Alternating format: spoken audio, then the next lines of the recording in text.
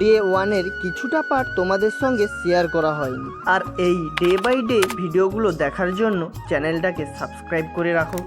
এখন ঠিকভাবে তো চলেই এসেছি দিদার বাড়িতে, আর এখানে এসেছি তো আলু লাগাতে।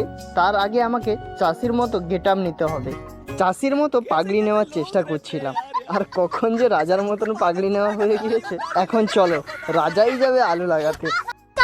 আর চাষের জন্য যেই আলুগুলো লাগানো হবে সেই আলুগুলোই কত সুন্দর গজা বেরিয়েছে দেখেছো।